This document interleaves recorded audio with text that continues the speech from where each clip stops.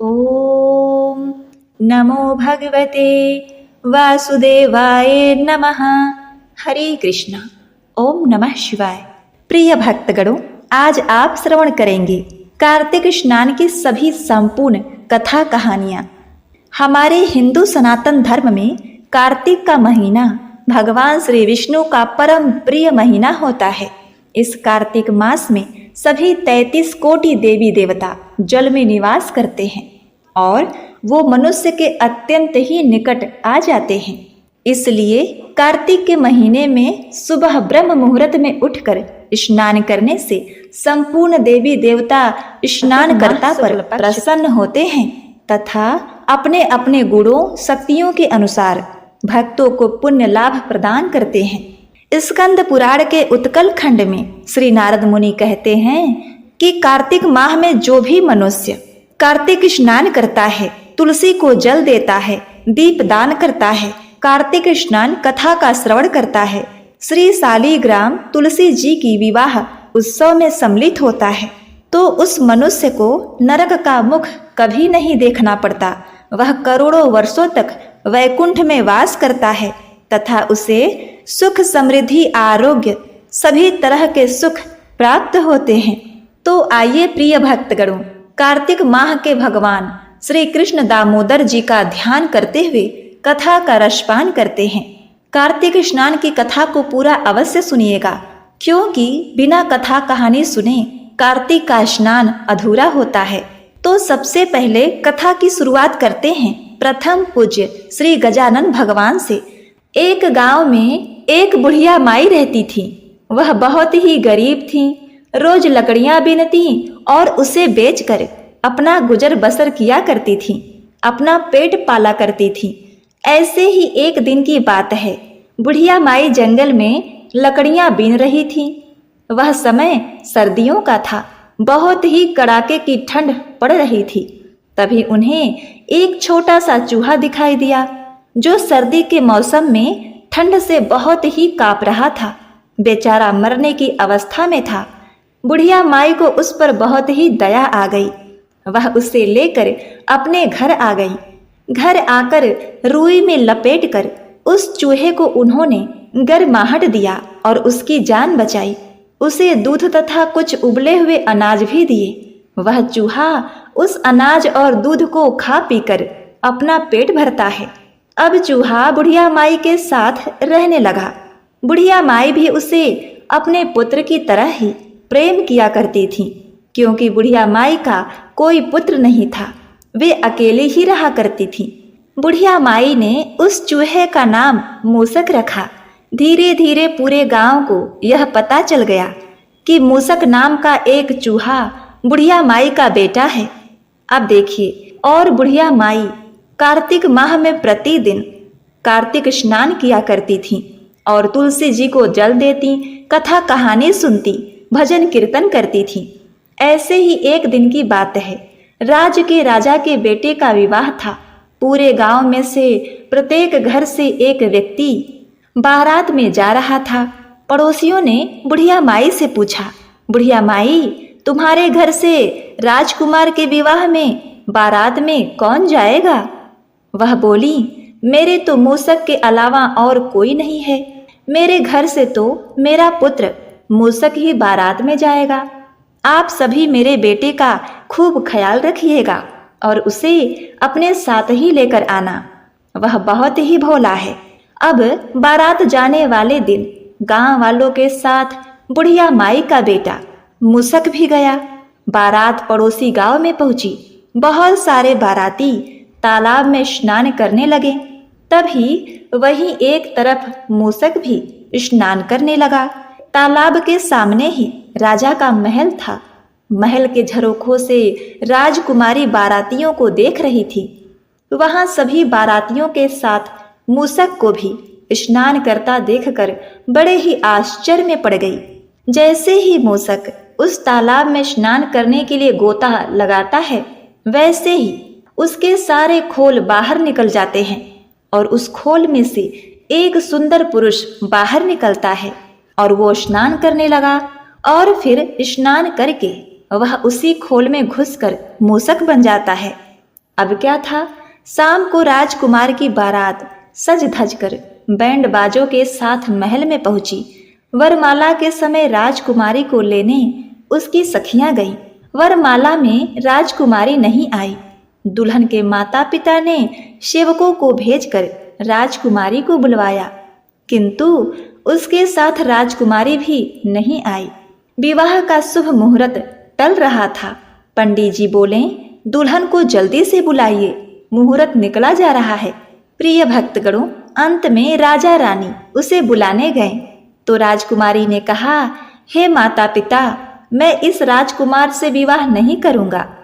यह बात सुनकर माता पिता ने उसका कारण पूछा तो उसने कहा कि उस बारात में एक मूषक आया है, मैं उसी के साथ विवाह करूंगी। राजा रानी ने राजकुमारी को खूब समझाया कि मूषक एक गरीब बुढ़िया का बेटा है, वह तो एक चूहा है, तुम वहां जाकर कष्ट सहोगी, तुम्हें कोई भी सुख प्राप्त नहीं होगा। परंतु राजकुमारी नहीं मानी। राजा रानी अपनी बेटी के जिद के आगे कुछ न कर पाए और राजा बारात को यह बात बताकर क्षमा याचना करने लगे। दूल्हे सहित पूरे बाराती बिना कुछ खाए पिए नाराज होकर वहां से चले गए। राजा ने राजकुमारी का विवाह उस मूषक के साथ करवा दिया। उधर बारात गांव में आई तो बेचारी बुढ़िया माई गांव वालों से पूछने लगी कि तुम सब तो आ गए, परंतु मेरा पुत्र मूषक कहाँ है? बुढ़िया माई बेचारी अपने पुत्र मूषक को बहुत ही ढूंढने लगी। एक व्यक्ति ने कहा, बुढ़िया माई, तुम्हारे मूषक का तो राजकुमारी से विवाह हो रहा है, वह तुम्हारे लिए बहू के साथ साथ धन दौलत भी ला रहा है, तुम तो बहू के स्वागत की तैयारी करो।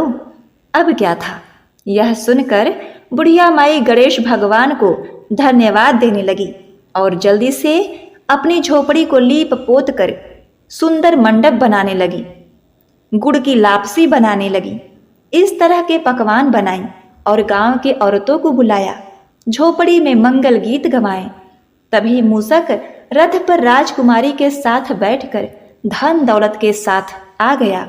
बुढ़िया माई ने बहू का गृह प्रवेश कराया, सभी को गुड़ बांटा, बहू के साथ खुशी खुशी रहने लगी।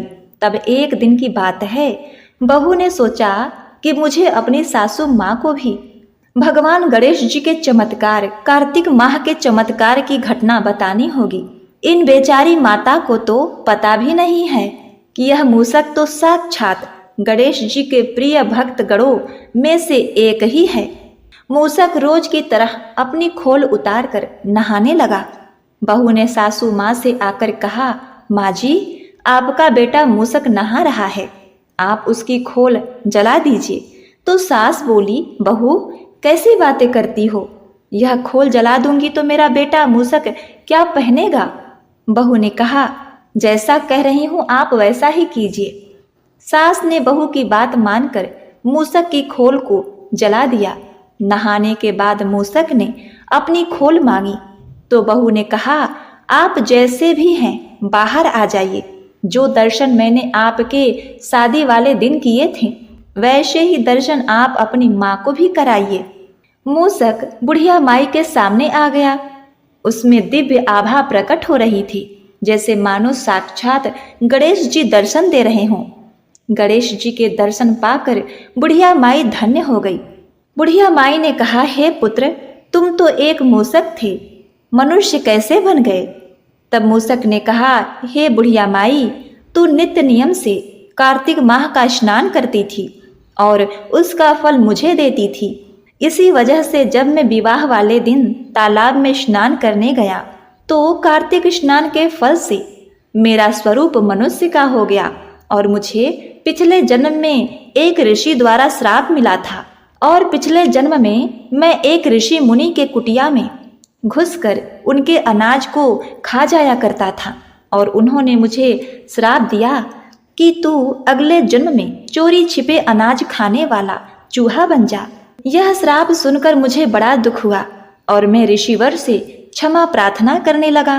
तब ऋषिवर को मुझ पर दया आ गई। उन्होंने कहा, जो भी कोई मनुष्य कार्तिक स्नान किया हो और उसका फल तुम्हें दे दे, और तुम उस कार्तिक माह में एक दिन भी किसी नदी तालाब में स्नान करोगे तो तुम्हारा स्वरूप तुम्हें पुनः प्राप्त हो जाएगा। तुम पहले से भी अधिक सुंदर, युवा और रूपवान हो जाओगे। तो हे बुढ़िया माई, यह कार्तिक माह में स्नान करने और आपके द्वारा श्री गणेश जी की पूजा करने के फल से हुआ है। बुढ़िया माई यह सुनकर बड़ी ही प्रसन्न होती हैं। हे गणेश भगवान, आपकी लीला अपरंपार है। जिस तरह आपने बुढ़िया माई को धन दौलत, राजकुमारी जैसी बहू, अपने पुत्र जैसे, उसी तरह आप सभी को देना। जय श्री गणेश। प्रिय भक्तगणों, आइए अब श्रवण करते हैं कार्तिक स्नान की दूसरी कथा। एक नगर में एक ब्राह्मण दंपति रहा करते थे। वे दोनों कार्तिक माह में प्रतिदिन 7 कोस दूर गंगा और यमुना नदी में स्नान करने जाते थे। इतनी दूर जाने आने से ब्राह्मण की पत्नी थक जाती थी। एक दिन उसने अपने पति से कहा कि हमारा एक पुत्र होता तो कितना अच्छा रहता। पुत्र की बहू आती तो हमें घर वापस आने पर खाना बना बनाया मिलता और बहू घर का सारा काम कर देती, कपड़े लत्ते धोती, हमारा आदर सत्कार करती। अपनी पत्नी की बात सुनकर ब्राह्मण ने कहा, तूने तो बात सही कही, चल मैं तेरे लिए बहू ला ही देता हूँ। ब्राह्मण ने कहा कि एक पोटली में आटा डालकर कुछ मोहरे रख दे। ब्राह्मण के कहे अनुसार उसकी पत्नी ने पोटली बांधकर ब्राह्मण को दे दी और ब्राह्मण चला गया। ब्राह्मण सफर करता हुआ यमुना नदी के किनारे पहुंचा। उसी नदी के किनारे वह आराम करने के लिए एक वृक्ष के नीचे बैठ गया। तभी उसने देखा कि यमुना नदी के किनारे बहुत ही सुंदर लड़कियां हैं। वे रेत से घर बनाकर खेल रही थीं। उसमें से एक लड़की ने कहा कि मैं अपना घर नहीं बिगाड़ूंगी, मुझे तो रहने के लिए ये घर चाहिए। लड़की की बात सुनकर ब्राह्मण मन ही मन सोचने लगा कि बहू बनाने के लिए यह लड़की उचित है। जब वह लड़की जाने लगी तो ब्राह्मण भी उसके पीछे पीछे उसके घर तक चला गया। वहां जाकर ब्राह्मण ने उस लड़की से कहा, हे पुत्री, कार्तिक मास चल रहा है, इसीलिए मैं किसी के घर खाना नहीं खाता। मैं अपने साथ आटा लेकर आया हूँ। तुम अपनी माता से पूछो कि क्या वह मेरे लिए आटा छान कर 5 रोटियां बना देंगी। यदि वह मेरा आटा छान कर रोटी बनाएगी तो मैं रोटी खा लूंगा। लड़की ने जाकर अपनी माँ को ये सारी बात बताई। माँ ने कहा, ठीक है, जाकर ब्राह्मण देव से कह दो कि वह अपना आटा दे दे, मैं रोटी बना दूंगी। जब वह आटा छानने लगी तो आटे में से मोहरे निकली। वह सोचने लगी कि जिसके आटे में इतनी मोहरे हैं उसके घर में कितनी मोहरे होंगी। जब ब्राह्मण खाना खाने बैठा तो लड़की की माँ ने उस ब्राह्मण से पूछा, हे ब्राह्मण देव, क्या आपका कोई लड़का है और क्या आप उस लड़के की सगाई करने जा रहे हो। यह सुनकर ब्राह्मण ने कहा कि मेरा लड़का तो काशी में पढ़ने गया है, किंतु यदि तुम कहो तो खांड कटोरे से विवाह करा के तेरी बेटी को अपने साथ ले जाऊं। लड़की की माँ ने कहा, यह तो बड़ा ही अच्छा है ब्राह्मण देव। इस पर लड़की की माँ ने लड़की की खांड कटोरे से शादी करके ब्राह्मण के साथ भेज दिया। ब्राह्मण ने घर आकर कहा कि गोपाल की माँ, दरवाजा खोलकर तो देख, मैं तेरे लिए बहू लेकर आया हूँ। ब्राह्मण की पत्नी भीतर से ही बोली, हमारे तो कोई बेटा नहीं है, तो बहू कहाँ से ले आए। दुनिया ताने मारती थी, अब आप भी ताने मारने लगे। ब्राह्मण ने कहा, तू दरवाजा खोलकर तो देख। जब ब्राह्मणी ने दरवाजा खोला तो सामने बहू को खड़ी देखा। उसने बहू का स्वागत किया और आदर सत्कार से अंदर ले आई। जब ब्राह्मण और ब्राह्मणी कार्तिक माह में नदी स्नान करने जाया करते थे तो पीछे से बहू घर का सारा काम करके खाना पीना बनाकर रखती थी। वह उनके कपड़े धोती, रात को हाथ पैर दबाती थी। इस तरह बहुत दिन बीत गए। ब्राह्मणी ने अपनी बहू से कहा कि बहू, कभी भी चूल्हे की आग मत बुझने देना और मटके का पानी खत्म मत होने देना। परंतु एक दिन चूल्हे की आग बुझ गई। यह देखकर बहू घबरा गई। और भागी भागी अपनी पड़ोसन के पास गई और कहा कि हे बहन, मेरे चूल्हे की आग बुझ गई है, मुझे थोड़ी आग चाहिए। मेरे सास ससुर ब्रह्म मुहूर्त में ही कार्तिक स्नान के लिए नदी में चले गए हैं। वह थके हुए घर आएंगी, इसलिए मुझे उनके लिए खाना बनाना है। यह सुनकर पड़ोसन ने कहा, तू तो बावली है बावली, तुझे यह दोनों मिलकर पागल बना रहे हैं, मूर्ख बना रहे हैं तुझे। इनके कोई पुत्र नहीं है, ये निसंतान है। बहू ने कहा, नहीं ऐसा मत बोलो, इनका पुत्र तो काशी में पढ़ने गया हुआ है। इस पर पड़ोसन ने कहा, यह तुझे झूठ बोलकर लाए हैं, मेरी बात सच मान, इनके कोई बेटा नहीं है। अब बहू पड़ोसन की बात में आ गई और कहने लगी कि अब आप ही बताओ मैं क्या करूं। पड़ोसन ने कहा, करना क्या है, जब तुम्हारे सास ससुर आए तो जली हुई रोटियां बनाकर देना और बिना नमक की दाल बनाकर देना, खीर की कलछी दाल में, दाल की कलछी खीर में डाल देना। पड़ोसन ने उसे अच्छे से सिखा पढ़ा दिया। फिर जब उसके सास ससुर घर आए तो उसने न तो उनका आदर सत्कार किया, न ही उनके कपड़े धोए। जब उसने सास ससुर को खाना दिया तो सास बोली, बहू आज यह रोटियां जली हुई क्यों हैं और दाल भी अलूनी है। तब बहू ने पलटकर कहा कि एक दिन ऐसा खाना खा लोगे तो कुछ बिगड़ नहीं जाएगा तुम्हारा। सास ससुर को खरी खोटी सुनाकर वह फिर से पड़ोसन के पास गई और बोली कि अब आगे क्या करना है। पड़ोसन ने कहा कि अब तुम सातों कोठों की चाबी मांग लेना। अब अगले दिन जब वह ब्राह्मण और ब्राह्मणी स्नान करने के लिए जाने लगे तो बहू अड़ गई कि मुझे तो सातों कोठों की चाबी चाहिए। तब ससुर ने कहा कि इसे चाबी दे दो, आगे चलकर इसे ही सारे घर की जिम्मेदारी संभालनी है। तब सास ने बहू को चाबी दे दी। सास ससुर के जाने के बाद जब बहू ने दरवाजे खोले तो देखा कि किसी में अन्न भरा है, किसी में धन भरा है और किसी कोठे में बर्तन पड़े हैं।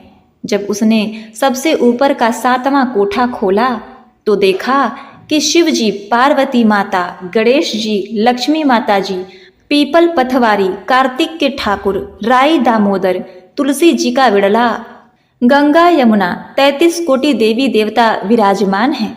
वहीं पर एक सुंदर लड़का चंदन की चौकी पर बैठा माला जप रहा है। यह सब देखकर उसने लड़के से पूछा, तुम कौन हो? तब लड़का बोला कि मैं तेरा पति हूँ, अभी दरवाजा बंद कर दे, जब मेरे माता पिता आएंगे तब दरवाजा खोलना।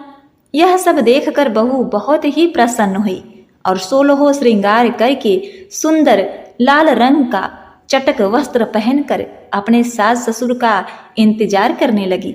उसने अपने सास ससुर के लिए बहुत ही अच्छे अच्छे स्वादिष्ट पकवान बनाए। जब उसके सास ससुर घर पर आए तो उसने उनका आदर सत्कार किया और प्रेम पूर्वक भोजन कराया और हाथ पैर दबाने लगी। पैर दबाते दबाते बहू ने कहा, माँ जी, आप इतनी दूर गंगा यमुना स्नान करने के लिए जाती हैं तो आप थक जाती हैं, इसीलिए आप घर पर ही स्नान क्यों नहीं करती हो? यह सुनकर सास कहने लगी, बेटी गंगा यमुना घर पर तो नहीं बहती हैं। तब उसने कहा, हाँ माँ जी बहती हैं, चलो मैं आपको दिखाती हूँ। जब बहू ने 7वां कोठा खोल कर दिखाया तो उसमें शिव जी, पार्वती जी, गणेश जी, लक्ष्मी जी, पीपल पथवारी, कार्तिक के ठाकुर जी, राई दामोदर, तुलसी जी का विड़ला, गंगा यमुना बह रही हैं और 33 कोटि देवी देवता विराजमान हैं। वहीं चौकी पर बैठा एक लड़का माला जप रहा है। माँ ने उसे देखकर कहा कि हे पुत्र, तुम कौन हो? लड़का बोला, माँ मैं तेरा ही बेटा हूँ। तब ब्राह्मणी ने पूछा, तू कहाँ से आया है? लड़के ने जवाब दिया कि मुझे कार्तिक के देवता दामोदर भगवान ने भेजा है। माँ ने कहा, बेटा यह संसार कैसे मानेगा कि तू मेरा बेटा है? तब माँ ने कुछ विद्वान पंडितों से मदद मांगी। पंडितों ने कहा, इस पार बहू बेटा खड़े हो जाए और उस पार माँ खड़ी हो जाए। माँ चमड़े की अंगिया पहनी हो और छाती में से दूध की धारा निकलकर बेटे की दाढ़ी मुछ भीगे और पवन पानी से गठजोड़ा बंधे। तब मानेंगे कि यह इस माँ का ही बेटा है। उसने ऐसा ही किया। चमड़े की अंगियां फट गई और छाती में से दूध की धारा निकलकर बेटे की दाढ़ी मूछ भीग गई। पवन पानी से बहू बेटे का गठजोड़ बंध गया। यह सब देखकर ब्राह्मण और उसकी पत्नी की खुशी का ठिकाना न रहा। तो हे कार्तिक के ठाकुर जी, जैसे ब्राह्मण और ब्राह्मणी को बहू बेटा दिया वैसे सबको देना। कार्तिक मास की कथा कहने सुनने हुंकारा भरने वाले सब पर कृपा करना। तो प्रिय भक्तगणों, आइए अब श्रवण करते हैं तुलसी माता की कथा। कार्तिक महीने में एक बुढ़िया माई तुलसी जी को सींचती और कहती, हे तुलसी माता सबकी दाता, मैं तेरा बिड़ला सींचती हूँ, मुझे बहू दे, पीताम्बर की धोती दे, मीठा मीठा गाश दे, वैकुंठ में वास दे, चटक की चाल दे, पटक की मौत दे, चंदन का काठ दे, रानी सा राज दे, दाल भात का भोजन दे, ग्यारस की मौत दे, कृष्ण जी का कंधा दे। तब तुलसी माता यह सुनकर सूखने लगी। तो भगवान ने एक दिन तुलसी माता से पूछा, हे तुलसी, तुम क्यों सूख रही हो? तुलसी माता ने भगवान श्री कृष्ण से कहा कि हे प्रभु, एक बुढ़िया यहाँ रोज आती है और यही बात कहकर जाती है। मैं उसकी सभी बातें पूरी तो कर दूंगी, किंतु कृष्ण का कंधा कहाँ से लाऊंगी? भगवान श्री कृष्ण बोले कि हे तुलसी, वह मरेगी तो अपने आप ही कंधा देने मैं जाऊंगा। तुम बुढ़िया माई से यह बात कह देना। इसके बाद एक दिन ग्यारस के दिन बुढ़िया माई मर गई। बुढ़िया माई के मरने पर सारा गांव इकट्ठा हो गया और उनका अंतिम संस्कार आने पर उन्हें उठाने लगे, लेकिन वह बहुत ही भारी हो गई, जिससे उनकी अर्थी टस से मस नहीं हुई। सभी बोले कि यह तो बड़ी संस्कारी थी, बड़ी पूजा पाठ करती थी, कोई पाप नहीं किया, फिर भी यह बुढ़िया इतनी भारी कैसे हो गई? तब एक बूढ़े ब्राह्मण के वेश में भगवान श्री कृष्ण जी वहां आए और कहने लगे, हे भाइयों, यह भीड़ कैसी है?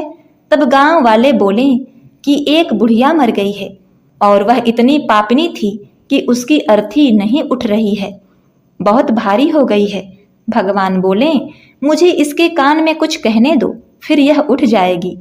भगवान बुढ़िया के पास गए और उसके कान में कहा, माई, तू अपने मन की कर ले, पीताम्बर की धोती ले, मीठा ग्रास ले, बैकुंठ में वास ले, चटक की चाल ले, चंदन का काठ ले, झालर की झनकार ले, दाल भात का भोजन ले, कृष्ण जी का कंधा ले। भगवान की सारी बातें सुनकर बुढ़िया माई हल्की हो गई। भगवान अपने कंधे पर उसे ले गए। बुढ़िया को मुक्ति मिली और वह बैकुंठ को चली गई। हे तुलसी माता, जैसे आपने उस बुढ़िया माई की मुक्ति की, वैसे सभी की करना। जैसे भगवान ने उसे कंधा दिया, हमें भी देना। जय तुलसी महारानी। ओम नमः शिवाय। प्रिय भक्तगणों, अब आइए सुनते हैं कार्तिक स्नान की चौथी कहानी। बहुत पहले समय की बात है। किसी गांव में एक बुढ़िया माई रहा करती थी। बुढ़िया माई का कार्तिक स्नान का नियम था। हर वर्ष कार्तिक का महीना आने पर कार्तिक का स्नान करती, गंगा जी के तट पर जाकर निवास करती और कार्तिक नहाती। जब एक बार कार्तिक का महीना आया तो वह कार्तिक नहाने को जाने लगी, तो उनके बेटे ने अपनी पत्नी से कहा कि मेरी माँ कार्तिक नहाने जा रही है, तो मेरी माँ के लिए 30 लड्डू बना दो और कुछ खाने का सामान भी बांध दो, ताकि पूजा पाठ करके माँ कुछ खा पी लिया करे। अब बहू तो जल भुन गई। उसने सोचा, हाँ, अब बुढ़ापे में कार्तिक नहाएंगी। उसने गुस्से में 30 लड्डू बांध दिए। बूढ़ी माँ कार्तिक नहाने गंगा जी के तट पर चली गई। नदी किनारे कुटिया बनाकर रहने लगी। बुढ़िया माई नित्य नियम से रोज सुबह नहा धोकर पूजा पाठ करती, तुलसी जी को जल चढ़ाती और जब भी लड्डू खाने को बैठती तब हनुमान जी बंदर के रूप में उनके सामने आ जाते और बुढ़िया माई खुश होकर बंदर को लड्डू खिला देती। इस तरह हनुमान जी रोज आकर बुढ़िया माई के लड्डू खा जाते थे। बुढ़िया माई सोचती कि 30 लड्डू है, रोज का एक ही है, अब कोई बात नहीं, मुझे लड्डू नहीं मिलेगा तो कोई बात नहीं, उपवास कर लूंगी। और इस तरह करते करते उनके पूरे महीने के उपवास हो गए। कार्तिक का महीना समाप्त हुआ तो हनुमान जी प्रकट हुए और बुढ़िया माई को खूब आशीर्वाद दिया। बुढ़िया माई की कुटिया तो महल बन गई। उनके महल में अन्न धन के भंडार भर गए। बुढ़िया माई की काया भी कंचन सी हो गई। अब बुढ़िया माई का बेटा जब उन्हें लेने के लिए आया तो देखा कि मेरी माँ तो बहुत धनवान हो गई है।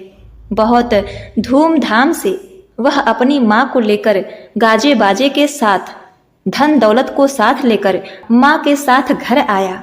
जब वह घर आया तो बहू ने देखा कि कार्तिक नहाने का इतना फल है, तो सोचने लगी कि अगला कार्तिक आएगा तो मैं भी अपनी माँ को कार्तिक नहलाऊंगी। अगला साल आया, कार्तिक का महीना भी आया, तो उसने अपनी माँ से कहा, माँ इस बार तुम्हें कार्तिक का स्नान करना है। उसने खूब सारा घी मेवा डालकर लड्डू बनाए और अपनी माँ को 30 लड्डू बांध कर दिए। बहुत सारा खाने पीने का सामान भी दे दिया। अब उसकी माँ भी उसके कहने के अनुसार कार्तिक नहाने गंगा जी के तट पर जाकर रहने लगी। रोज सुबह सुबह उठती और खाने पीने बैठ जाती। अब हनुमान जी उसकी परीक्षा लेने के लिए भी बंदर बनकर उसके पास आते तो वह बंदर को पत्थर मार देती और कहती कि इतने से खाने में मेरा पेट नहीं भरता, तुम्हें कहाँ से दूं। बहू की माँ दिन भर खाना खाती, सोती, पूजा पाठ नहीं करती और न ही भजन कीर्तन करती। अब इस तरह करते करते कार्तिक का महीना समाप्त हो गया तो हनुमान जी प्रकट हुए और उसे खूब सारा श्राप दिया। उसकी जो कुटिया थी वह भी कचरे के ढेर में बदल गई और बहू की माँ वह बुढ़िया गधी बन गई। अब उसकी बेटी अपने पति से बोली कि कार्तिक का महीना तो समाप्त हो गया है, अब मेरी माँ को लेकर आओ, खूब धूमधाम से लेकर आना जैसे तुम अपनी माँ को लेकर आए थे। अब वो अपनी सास को लेने के लिए नदी किनारे गया। देखा तो वहां ना सास है ना कुटिया है। कुटिया की जगह पर कचरे का ढेर लगा है और उस ढेर पर एक गधी घूम रही है। तो उसने आस पास वालों से पूछा कि मेरी सास कहाँ है? कार्तिक का स्नान करने आई थी, वो कहाँ है? तो सब कहने लगे कि उसने कार्तिक का स्नान नहीं किया, रोज सुबह उठकर खाने पीने बैठ जाती थी और भगवान का भजन कीर्तन भी नहीं करती थी। भगवान नाराज हो गए। तुम्हारी माँ जब आई थी तो वह पूरी सच्ची श्रद्धा से कार्तिक का स्नान करती थी, पूजा पाठ करती थी, इसलिए तुम्हारी माता पर कार्तिक देवता प्रसन्न हो गए थे, उन्हें खूब आशीर्वाद दिया था। लेकिन तुम्हारी सास तो कुछ भी नहीं करती थी, उसने तो कभी कोई दान पुण्य नहीं किया, कोई पूजा पाठ नहीं किया, इसलिए कार्तिक के भगवान उससे नाराज हो गए हैं। कार्तिक के महीने में उसने अपनी बेटी के घर का अन्न खाया था, इसलिए उसे तो श्राप मिला है और वह गधी बनकर कचरे के ढेर पर घूम रही है। अपनी सास को गधी बनी देखकर वह उसे बैलगाड़ी के पीछे बांधकर ले आया। उसकी बेटी ने आकर देखा तो उसे बड़ा दुख हुआ कि मैंने क्या कर दिया, अब तो मेरे से बहुत बड़ा भारी पाप हो गया। उसने कार्तिक भगवान से क्षमा याचना की और कहा कि मैं आगे से ऐसा बिल्कुल भी नहीं करूंगी। अब कार्तिक के भगवान ने, दामोदर भगवान ने उसकी माँ को पहले जैसा कर दिया। हे कार्तिक के देवता, जैसे आपने बुढ़िया माई पर कृपा की वैसे ही सब पर करना। तो बोलिए श्री कृष्ण दामोदर भगवान की जय हो। प्रिय भक्तगणों, अब आइए सुनते हैं कार्तिक स्नान की 5वीं कथा। बहुत समय पहले की बात है। एक सेठ सेठानी थे। सेठानी तो धर्म कर्म वाली थी, पूजा पाठ करती थी, भगवान विष्णु की पूजा करती थी, कार्तिक स्नान करती थी। लेकिन सेठ जी का मन पूजा पाठ में बिल्कुल भी नहीं लगता था और उन्हें सेठानी का पूजा पाठ करना भी अच्छा नहीं लगता था। तो लोगों के कहे सुने में आकर सेठ जी ने सेठानी को घर से बाहर निकाल दिया और सेठानी बड़ी दुखी होकर चलते चलते एक जंगल में पहुंच गई। वहां उसने देखा कि 4 आदमी मिट्टी खोद रहे थे। तो सेठानी वहां पर जाकर बोली, भाई तुम मुझे भी नौकरी पर रख लो। तो उन्होंने दया करके सेठानी को नौकरी पर रख लिया। सेठानी भी मिट्टी खोदने लगी। मिट्टी खोदने से सेठानी के हाथों में छाले पड़ गए क्योंकि सेठानी ने तो कभी अपने घर में कुछ भी काम नहीं किया था। उसने मिट्टी खोदी तो हाथों में छाले पड़ गए, सिर के बाल उड़ गए। तो वे आदमी कहने लगे, बहन तुम तो अच्छे घर की लगती हो, तुमसे यह काम नहीं होगा। तुम एक काम करो, हमारे घर का काम कर दिया करो। अब वे उसे अपने घर में ले गए। वे 4 आदमी रोज 4 मुट्ठी अनाज लाते थे और चारों मिलकर बैठकर खा लेते थे। अब सेठानी ने कहा, कल से तुम 8 मुट्ठी अनाज लेकर आना। अगले दिन जब वह काम करने आए तो उन्हें ज्यादा पैसा मिला। वह 8 मुट्ठी अनाज लेकर गए। सेठानी ने खाना बनाकर भगवान विष्णु को भोग लगाया और सबको भोजन परोस दिया। तब सभी भाइयों ने कहा, बहन भोजन तो बहुत ही स्वादिष्ट है। सेठानी बोली कि भगवान का झूठा है, भगवान का प्रसाद है तो इसमें स्वाद तो होगा ही। उधर सेठ जी भूखों मरने लगे। उनका जो सब कारोबार था वह सब ठप पड़ गया। उनके कारोबार में मंदी आ गई। उनके घर में अब खाने को कुछ नहीं रहा। तो सब लोग कहने लगे, लगता है सेठ जी तो सेठानी के ही भाग का खाते थे। अब सेठ जी की बुद्धि सही हो गई। अब सेठ जी को बुद्धि आई। वह सेठानी को ढूंढने के लिए निकल पड़े। उन्हें खोजते खोजते उसी जंगल में आ गए। वहां पर उन्होंने 4 आदमियों को मिट्टी खोदते हुए देखा तो कहने लगे, भाई मुझे भी नौकरी पर रख लो, क्योंकि सेठ जी तो कई दिनों से भूखे थे, खाने को कुछ मिला नहीं था। उन्होंने सोचा कुछ काम करूंगा, 4 पैसे मिलेंगे तो कुछ खा पी लूंगा। कहने लगे, मुझे नौकरी पर रख लो। तो वे आदमी बोले, ठीक है भाई, तू भी मिट्टी खोद ले। अब सेठ जी भी मिट्टी खोदने लगे। अब सेठ जी ने भी अपने घर में कुछ काम नहीं किया था। मिट्टी खोदी तो उनके हाथ में भी छाले पड़ गए। उनके भी सिर के बाल उड़ने लगे। तो वे आदमी बोले, भाई तुम तो अच्छे घर के लगते हो, एक काम करो, तुम हमारे घर चलो, हमारे घर का काम कर लेना।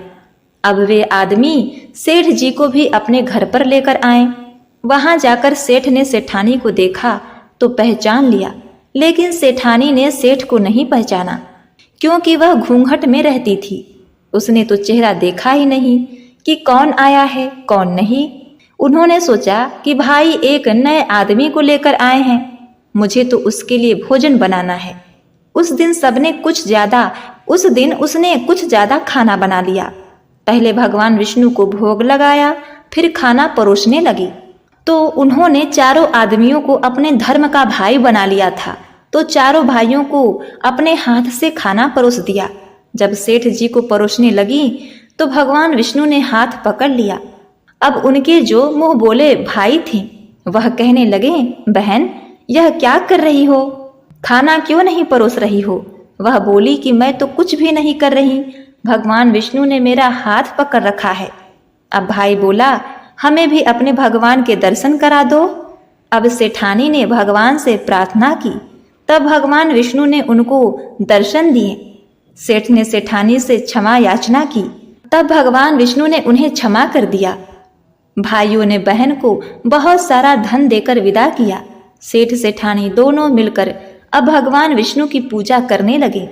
उनके घर में फिर से अन्न धन के भंडारे भर गए और फिर सेठ सेठानी मिलकर कार्तिक मास का व्रत भी करने लगे। हे विष्णु भगवान, हे तुलसी सालिग्राम भगवान, जैसे आपने सेठानी पर अपनी कृपा की वैसे ही सब पर करना, सबकी मनोकामना पूरी करना। बोलिए विष्णु भगवान की जय, श्री तुलसी सालिग्राम भगवान की जय। प्रिय भक्तगणों, आइए अब श्रवण करते हैं कार्तिक स्नान की 6वीं कथा। किसी नगर में एक बूढ़ा व्यक्ति रहा करता था और उसकी 7 बहुएं थीं।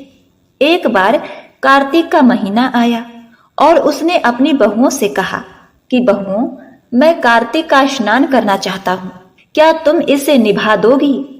7 में से 6 बहुओं ने तो मना कर दिया, लेकिन बड़ी बहू ने कहा, हे पिताश्री, मैं निभा लूंगी। बूढ़ा हर रोज सुबह उठता और नदी पर स्नान करके घर आता। गीली धोती को वह बड़ी बहू के आंगन में सुखा देता। जैसे जैसे उस गीली धोती में से पानी की बूंदें जमीन पर गिरती, वैसे ही वह हीरे मोतियों में बदल जाती। धोती से हीरे मोती गिरते देख बाकी 6 बहुओं से रहा नहीं गया और वे बोली कि हम भी पिताजी को अपने यहाँ नहाने को बोलते हैं। अगले दिन उन्होंने बूढ़े व्यक्ति से कहा कि हे पिताजी, आप कल से हमारे यहाँ कार्तिक स्नान कर लेना। बूढ़े व्यक्ति ने कहा कि ठीक है, मुझे तो नहाना ही है, मैं तुम्हारे यहाँ नहाऊं या बड़ी बहू के यहाँ नहाऊं। बूढ़ा सुबह सवेरे स्नान करके आया और धोती उसने दूसरी बहू के आंगन में सुखाने के लिए डाल दी, लेकिन वहां हीरे मोती की बजाय कीचड़ टपकने लगा। बहुओं ने यह देखा तो कहा कि आप हमारे यहाँ पाप का स्नान कर रहे हो, इसलिए यहाँ से जाओ और बड़ी बहू के यहाँ ही स्नान करो। अब देखिए, बूढ़ा व्यक्ति वापस बड़ी बहू के यहाँ चला आया और कार्तिक का स्नान करने लगा। स्नान करके उसने फिर धोती सुखाई तो फिर से हीरे मोती गिरने लगे। अब कार्तिक का महीना समाप्त हुआ तो बूढ़ा चिंता में पड़ गया। तो बड़ी बहू ने इसका कारण पूछा। उसने कहा कि कार्तिक स्नान समाप्त होने को है और मेरा मन है कि मैं सारे परिवार को एक दिन खाने का न्योता दूं। बड़ी बहू ने कहा, हे पिताजी, इसमें चिंता की क्या बात है, आप सभी को बुला लीजिए, मैं खाना बना दूंगी। बूढ़ा सभी को निमंत्रण देने गया तो बाकी बहुओं ने कहा कि जब तक यह घर पर रहेगी हम खाना नहीं खाएंगे। बूढ़ा फिर से चिंता में घिर गया कि ऐसे कैसे होगा। यह सोचकर वह सूखने लगा। बूढ़े को सूखते देख बड़ी बहू ने कहा, हे पिताजी, अब आपको क्या चिंता है। बूढ़े ने बाकी 6 बहुओं वाली बात बड़ी बहू को बता दी, जिसे सुनकर वह बोली, पिताजी ठीक है, मैं खाना बनाकर रख दूंगी। और फिर उसने वैसा ही किया, खाना बनाकर रख दिया और अपने लिए 4 रोटी लेकर खेत में चली गई। इधर 6 बहुओं ने खाना खा लिया, लेकिन जाने से पहले बाकी बचे खाने में कंकड़ पत्थर डाल गई कि बड़ी बहू आएगी तो परेशान होगी।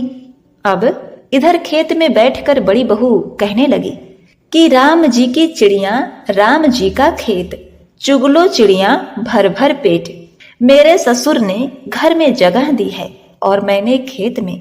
चिड़िया को बाजरा डालकर वह घर आई तो बूढ़ा फिर उदास बैठा। उसने फिर पूछा कि यह उदासी क्यों, सब ठीक तो है ना पिताजी, सब ठीक ठाक निपट गया ना। वह बोला कि हाँ बहू, सब ठीक ठाक निपट गया, किंतु वह तेरी देवरानियां बाकी बचे खाने में कंकड़ पत्थर व मिट्टी डाल गई है। बहू ने कहा, कोई बात नहीं पिताजी, मैं तो अपने लिए 4 रोटी फिर बना लूंगी। बड़ी बहू बूढ़े से बात करके घर के भीतर जाकर खाने को देखती है, लेकिन वह देखती है कि जिस खाने में वह सब कंकड़ पत्थर डालकर चली गई थी वह हीरे मोतियों में बदल गए हैं। घर के जगह महल खड़ा हो गया है और धन दौलत से भर गया है, अन्न के भंडार भर गए हैं।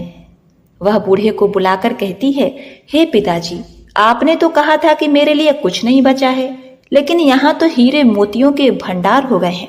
पूरे घर में धन की वर्षा हो रही है, साधारण सा घर महल में बदल गया है। बूढ़े ससुर ने सब चीजें देखकर बोला कि हे बहू, तुमने सच्चे मन से कार्तिक स्नान किया है और सच्चे मन से उसे निभाया था, लेकिन बाकी बहुओं ने पापी मन से इसे निभाया, इसलिए कार्तिक देवता तुमसे प्रसन्न हुए और यह फल दिया है। हे कार्तिक देवता, हे तुलसी माता, जैसे आपने बड़ी बहू की सुनी वैसे आप हम सभी की सुनना। प्रिय भक्तगणों, आइए अब श्रवण करते हैं कार्तिक स्नान की कथा, पीपल पथवारी सींचने की कथा। प्राचीन समय की बात है। किसी गांव में एक बुढ़िया माई रहा करती थी। उनके 4 बेटे थे। बुढ़िया ने 4 ही भैंस पाल रखी थी। कार्तिक का महीना आने पर बुढ़िया माई ने अपने 4 बहुओं को बुलाया और कहा कि मैं तो कार्तिक नहाने जा रही हूँ, तुम चारों एक एक भैंस रख लो, मैं 1 महीने में वापस आऊंगी। 4 बहुओं में से सबसे छोटी बहू बुढ़िया की लाडली थी। बुढ़िया ने जाते जाते यह भी कहा कि मैं 1 महीने में जब वापस आऊंगी तो देखूंगी कि किसने सबसे ज्यादा घी जोड़ा है। बुढ़िया की बातें सुन तीनों बड़ी बहुओं ने सोचा कि यही समय है बुढ़िया को बताने का कि छोटी को कुछ नहीं आता। अब देखिए, वह दही बिलौना नहीं जानती थी और न ही उसे पता था कि घी कैसे बनते हैं। उसकी जेठानियों ने भी जानबूझकर उसे कुछ नहीं बताया ताकि बुढ़िया वापिस आने पर उसे डांट फटकार सके। तीनों जेठानियां घी बनाने में जुट गईं, लेकिन छोटी बहू को कुछ नहीं आता था तो वह सारे दूध दही को पीपल की पथवारी में गिरा देती। मन से वह बड़ी ही भोली थी। महीना पूरा होने पर तीनों जेठानियों ने एक एक डिब्बा घी का भर दिया। छोटी बहू ने जरा सा भी घी नहीं निकाला था। वह तो सारा दूध दही पीपल की पथवारी पर गिरा आती थी। बुढ़िया के आने की खबर वह पथवारी माता से कहती है कि हे माते, मैं क्या करूं? मैंने तो सारा दूध दही यहाँ गिरा दिया है। अब मेरी सासू माँ आकर घी के बारे में पूछेगी तो मैं क्या जवाब दूंगी? पथवारी माता कहती हैं, हे पुत्री, तुम यहाँ से 4 कंकड़ ले जाओ और 4 अलग अलग डिब्बों में रख देना। इससे चारों डिब्बे घी से भर जाएंगे। उसने ऐसा ही किया और उसके पास 4 डिब्बे घी हो गए। अब सासू माँ घर आई और आते ही उसने चारों बहुओं को कहा कि लाओ अपना अपना घी दिखाओ कि किसने कितना घी जोड़ा है। तीनों जेठानियां अपना घी का डिब्बा ले आईं और मन ही मन खुश होने लगी कि अब छोटी बहू को सास से डांट पड़ेगी। छोटी बहू आई तो साथ में 4 घी के डिब्बे भी लाई।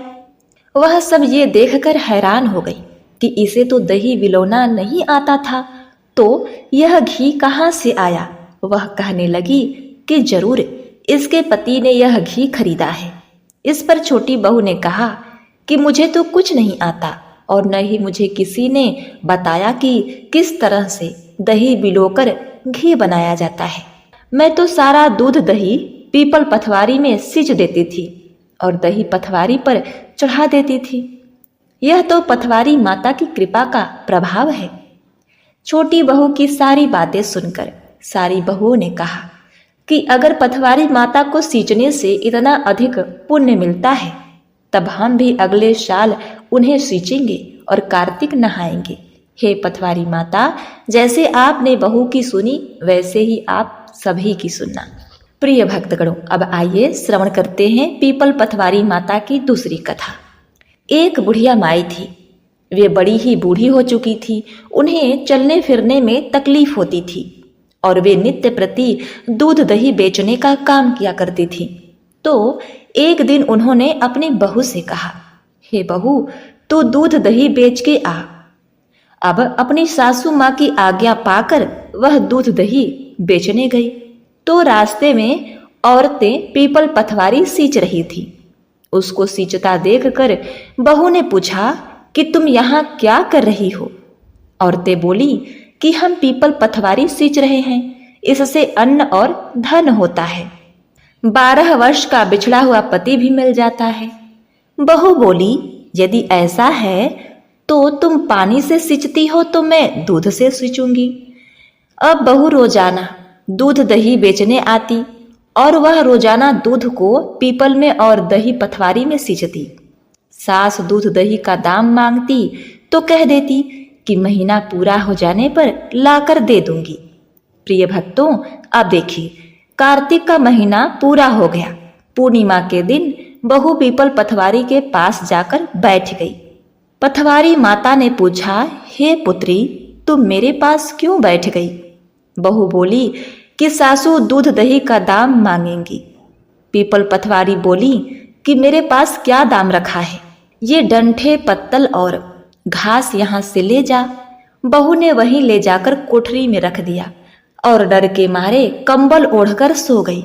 सासू बोली कि पैसे ले आई बहू? अब बहू बोली कि माँ जी, कोठरी में रखा है।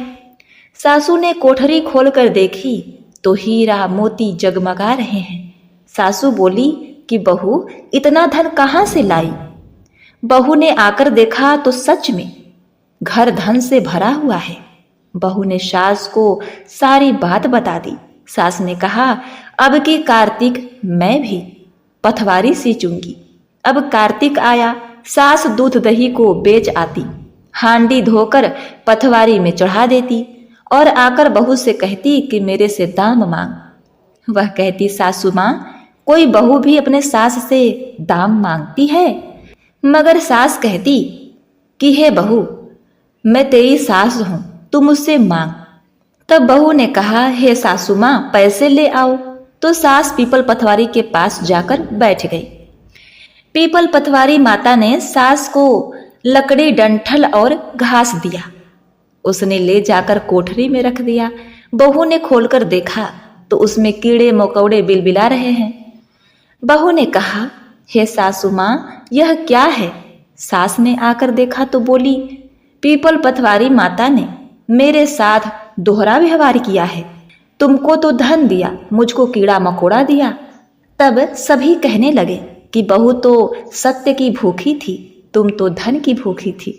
हे पथवारी माता, जैसा बहू को दिया वैसा सबको देना, जैसा सास को दिया वैसा किसी को नहीं देना। और सभी भक्तिनों, सभी सास बहुओं में प्रेम बनाए रखना, उनके घर परिवार में खुशियां, सुख समृद्धि लाना। जय पीपल पथवारी माता, जय कार्तिक भगवान। ओम नमो भगवते वासुदेवाय नमः। प्रिय भक्तगणों, आइए अब श्रवण करते हैं कार्तिक स्नान की कथा, पीपल पथवारी सींचने की कथा। प्राचीन समय की बात है। किसी गांव में एक बुढ़िया माई रहा करती थी। उनके 4 बेटे थे। बुढ़िया ने 4 ही भैंस पाल रखी थी। कार्तिक का महीना आने पर बुढ़िया माई ने अपने 4 बहुओं को बुलाया और कहा कि मैं तो कार्तिक नहाने जा रही हूँ, तुम चारों एक एक भैंस रख लो, मैं 1 महीने में वापस आऊंगी। 4 बहुओं में से सबसे छोटी बहू बुढ़िया की लाडली थी। बुढ़िया ने जाते जाते यह भी कहा कि मैं 1 महीने में जब वापस आऊंगी तो देखूंगी कि किसने सबसे ज्यादा घी जोड़ा है। बुढ़िया की बातें सुन तीनों बड़ी बहुओं ने सोचा कि यही समय है बुढ़िया को बताने का कि छोटी को कुछ नहीं आता। अब देखिए, वह दही बिलौना नहीं जानती थी और न ही उसे पता था कि घी कैसे बनते हैं। उसकी जेठानियों ने भी जानबूझकर उसे कुछ नहीं बताया ताकि बुढ़िया वापिस आने पर उसे डांट फटकार सके। तीनों जेठानियां घी बनाने में जुट गईं, लेकिन छोटी बहू को कुछ नहीं आता था तो वह सारे दूध दही को पीपल की पथवारी में गिरा देती। मन से वह बड़ी ही भोली थी। महीना पूरा होने पर तीनों जेठानियों ने 1-1 डिब्बा घी का भर दिया। छोटी बहू ने जरा सा भी घी नहीं निकाला था। वह तो सारा दूध दही पीपल की पथवारी पर गिरा आती थी। बुढ़िया के आने की खबर वह पथवारी माता से कहती है कि हे माते, मैं क्या करूं? मैंने तो सारा दूध दही यहाँ गिरा दिया है। अब मेरी सासू माँ आकर घी के बारे में पूछेगी तो मैं क्या जवाब दूंगी? पथवारी माता कहती हैं, हे पुत्री, तुम यहाँ से 4 कंकड़ ले जाओ और 4 अलग अलग डिब्बों में रख देना, इससे 4 डिब्बे घी से भर जाएंगे। उसने ऐसा ही किया और उसके पास 4 डिब्बे घी हो गए। अब सासू माँ घर आई और आते ही उसने 4 बहुओं को कहा कि लाओ अपना अपना घी दिखाओ कि किसने कितना घी जोड़ा है। तीनों जेठानियां अपना घी का डिब्बा ले आईं और मन ही मन खुश होने लगी कि अब छोटी बहू को सास से डांट पड़ेगी। छोटी बहू आई तो साथ में 4 घी के डिब्बे भी लाई। वह सब ये देखकर हैरान हो गई कि इसे तो दही बिलौना नहीं आता था, तो यह घी कहाँ से आया। वह कहने लगी कि जरूर इसके पति ने यह घी खरीदा है। इस पर छोटी बहू ने कहा कि मुझे तो कुछ नहीं आता और न ही मुझे किसी ने बताया कि किस तरह से दही बिलोकर घी बनाया जाता है। मैं तो सारा दूध दही पीपल पथवारी में सींच देती थी और दही पथवारी पर चढ़ा देती थी। यह तो पथवारी माता की कृपा का प्रभाव है। छोटी बहू की सारी बातें सुनकर सारी बहुओं ने कहा कि अगर पथवारी माता को सींचने से इतना अधिक पुण्य मिलता है तब हम भी अगले साल उन्हें सींचेंगे और कार्तिक नहाएंगे। हे पथवारी माता, जैसे आपने बहू की सुनी वैसे ही आप सभी की सुनना। प्रिय भक्तगणों, अब आइए श्रवण करते हैं पीपल पथवारी माता की दूसरी कथा। एक बुढ़िया माई थी। वे बड़ी ही बूढ़ी हो चुकी थी, उन्हें चलने फिरने में तकलीफ होती थी और वे नित्य प्रति दूध दही बेचने का काम किया करती थी। तो एक दिन उन्होंने अपनी बहू से कहा, हे बहू, तू दूध दही बेच के आ। अब अपनी सासू माँ की आज्ञा पाकर वह दूध दही बेचने गई तो रास्ते में औरतें पीपल पथवारी सींच रही थी। उसको सींचता देखकर बहू ने पूछा कि तुम यहाँ क्या कर रही हो? औरतें बोली कि हम पीपल पथवारी सींच रहे हैं, इससे अन्न और धन होता है। 12 वर्ष का बिछड़ा हुआ पति भी मिल जाता है। बहू बोली, यदि ऐसा है तो तुम पानी से सींचती हो तो मैं दूध से सींचूंगी। अब बहू रोजाना दूध दही बेचने आती और वह रोजाना दूध को पीपल में और दही पथवारी में सींचती। सास दूध दही का दाम मांगती तो कह देती कि महीना पूरा हो जाने पर लाकर दे दूंगी। प्रिय भक्तों, अब देखिए, कार्तिक का महीना पूरा हो गया। पूर्णिमा के दिन बहू पीपल पथवारी के पास जाकर बैठ गई। पथवारी माता ने पूछा, हे पुत्री, तुम मेरे पास क्यों बैठ गई? बहू बोली कि सासू दूध दही का दाम मांगेंगी। पीपल पथवारी बोली कि मेरे पास क्या दाम रखा है, ये डंठे पत्तल और घास यहाँ से ले जा। बहू ने वहीं ले जाकर कोठरी में रख दिया और डर के मारे कंबल ओढ़कर सो गई। सासू बोली कि पैसे ले आई बहू? अब बहू बोली कि माँ जी, कोठरी में रखा है। सासू ने कोठरी खोलकर देखी तो हीरा मोती जगमगा रहे हैं। सासू बोली कि बहू, इतना धन कहाँ से लाई? बहू ने आकर देखा तो सच में घर धन से भरा हुआ है। बहू ने सास को सारी बात बता दी। सास ने कहा, अब की कार्तिक मैं भी पथवारी सींचूंगी। अब कार्तिक आया, सास दूध दही को बेच आती, हांडी धोकर पथवारी में चढ़ा देती और आकर बहू से कहती कि मेरे से दाम मांग। वह कहती, सासू माँ, कोई बहू भी अपने सास से दाम मांगती है? मगर सास कहती कि हे बहू, मैं तेरी सास हूं, तू मुझसे मांग। तब बहू ने कहा, हे सासू माँ, पैसे ले आओ। तो सास पीपल पथवारी के पास जाकर बैठ गई। पीपल पथवारी माता ने सास को लकड़ी, डंठल और घास दिया। उसने ले जाकर कोठरी में रख दिया। बहू ने खोलकर देखा तो उसमें कीड़े मकोड़े बिलबिला रहे हैं। बहू ने कहा, हे सासू माँ, यह क्या है?